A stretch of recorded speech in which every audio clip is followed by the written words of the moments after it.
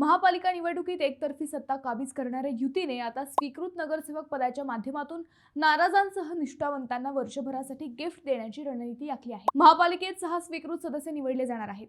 यातील पक्षीय बलाबलानुसार राष्ट्रवादीला 3 तर भाजपला 2 स्वीकृत सदस्य निवडता येणार आहेत। मात्र इच्छुकांची संख्या पाहता येत्या पंचवार्षिकमध्ये 15 ते 20 जणांना संधी देण्याचे नियोजन असल्याचे समजते। निवडणुकीच्या काळात राष्ट्रवादी व भाजपकडे सर्वाधिक इच्छुक होते।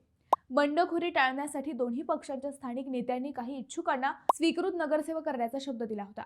त्यामुळे स्वीकृतसाठी दोन्ही पक्षांकडे मोठी यादी आहे।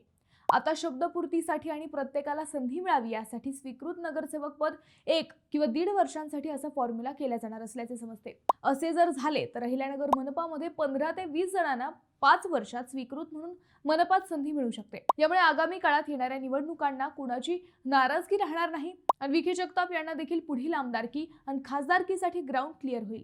त्यामुळे विखे जगताप जोडगोळी सर्वच नाराज निष्ठावंतांना स्वीकृत पदी नगरसेवक करण्याची खेळी आखणार असल्याची माहिती समजली आहे।